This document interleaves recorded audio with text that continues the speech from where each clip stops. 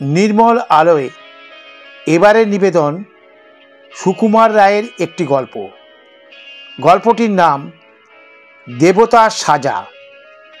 নিবেদনে আমি নির্মল সরখেল। গল্পটি ভালো লাগলে অবশ্যই লাইক এবং শেয়ার করে দেবেন, এটা আমার একান্ত অনুরোধ। গল্প দেবতার সাজা। থর নরওয়ে দেশের যুদ্ধ দেবতা, যুদ্ধের দেবতা কিনা, তাই তার গায়ে অসাধারণ জোর। তার অস্ত্র একটা প্রকাণ্ড হাতুড়ি। সেই সর্বনেশে হাতুড়ির একঘা খেলে পাহাড় পর্যন্ত গুঁড়ো হয়ে যায়। কাজেই সে হাতুড়ির সামনে আর কেউ এগোতে সাহস পায় না।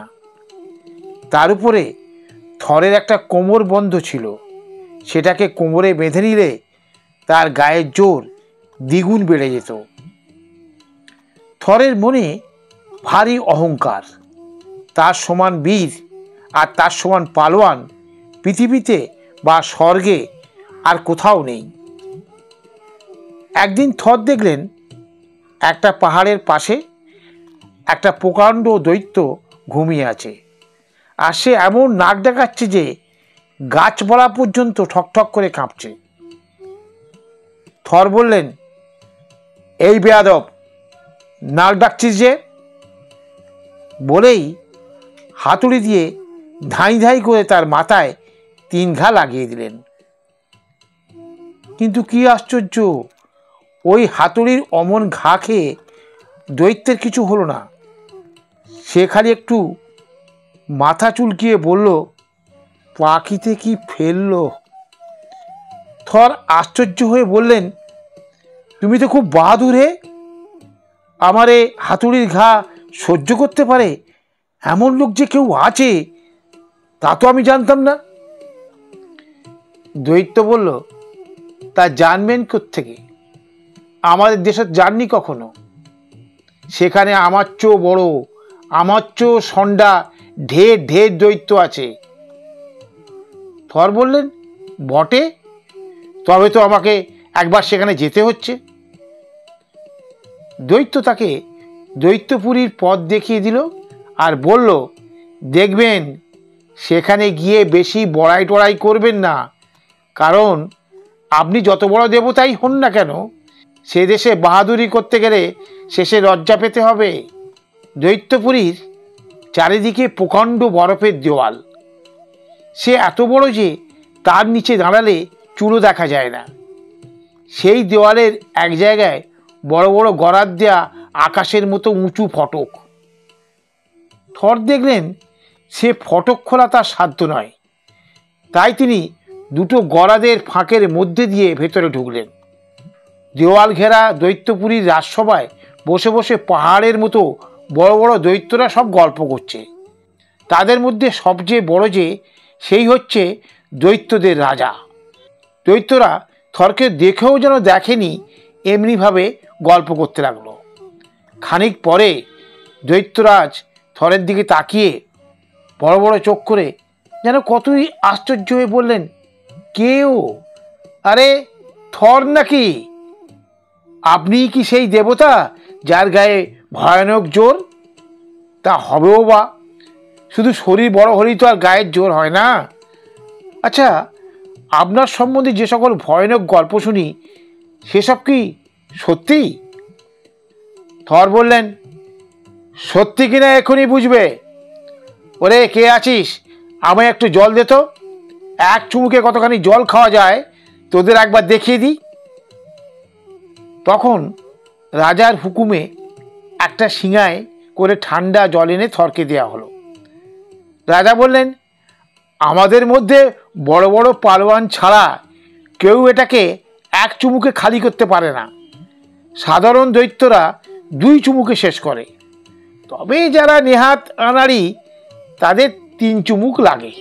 থর তাড়াতাড়ি শিঙাটা নিয়ে চুমু চুমু চুমু করে এমন টান দিলেন যে মনে হলো শিঙা নিশ্চয়ই খালি হয়ে গেছে। কিন্তু কি আশ্চর্য, শিঙা যেমন ভর্তি প্রায় তেমনই রইল। থর ভারী লজ্জিত হয়ে আবার জল খেতে লাগলেন, ঢক ঢক ঢক ঢক ঢক ঢক ঢক ঢক, তবে জল ফুরলো না। রাজা হো হো করে হেসে বললেন, তাই তো, অনেকটা যে বাকি রাখলেন। থর তখন খুব রেগে খুব একটা দম নিয়ে আবার চুমুক দিলেন। খাওয়া আর থামে না, পেট ঢাক হয়ে নিঃশ্বাস প্রায় বন্ধ হয়ে এলো, কিন্তু জল তবু ফুরোতে চায় না। তখন থর আর কি করেন, তিনি বললেন, না, জল খাওয়াতে আর বেশি বাহাদুরি কি, পেটুকের মতো খানিকটা জল গিললেই তো আর গায়ের জোর প্রমাণ হয় না। দেখি তো আমার মতো ভারী জিনিস কে তুলতে পারে। দৈত্যরাজ বললেন, তা বেশ তো, একটা সহজ পরীক্ষা দিয়ে আরম্ভ করা যাক।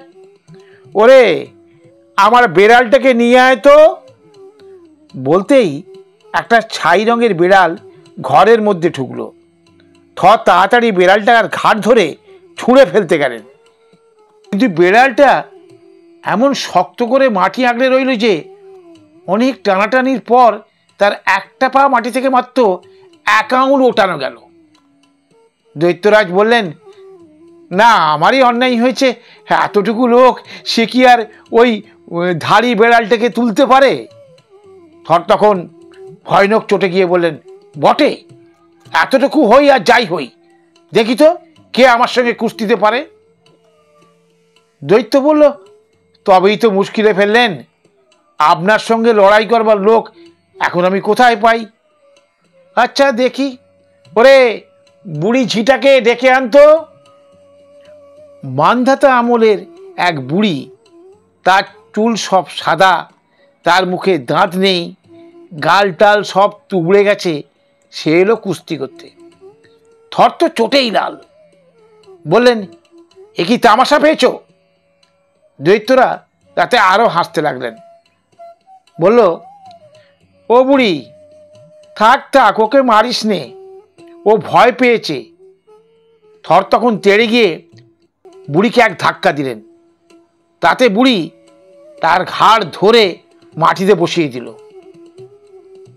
থর তখন আর কি করেন, লজ্জায় তার মাথা হেঁট হয়ে গেল। সারা রাত্রি সে অপমানের কথা ভেবে তার ঘুম হলো না। পরদিন সকালবেলায় তিনি বাড়ি চললেন।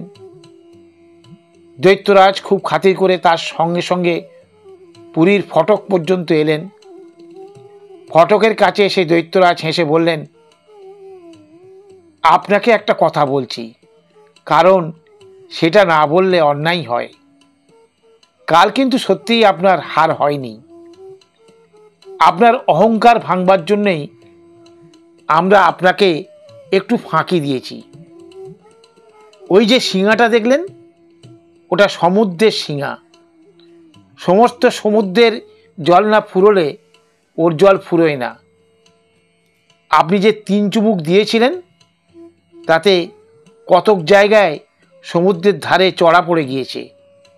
আর ওই বিড়ালটা কি জানেন, ও হচ্ছে স্কাই মিট। সে সাপের মতো হয়ে সমস্ত পাহাড়, নদী, সমুদ্র শুদ্ধ পৃথিবীটাকে শক্ত করে বেঁধে রাখে।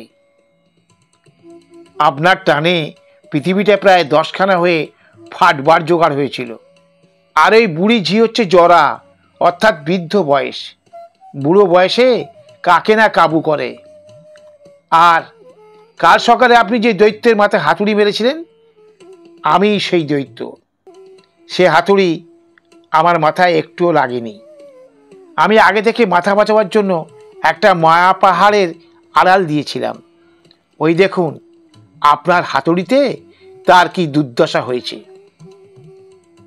থর যখন এসব ফাঁকির কথা শুনলেন, তখন তিনি রেগে কাঁপতে লাগলেন।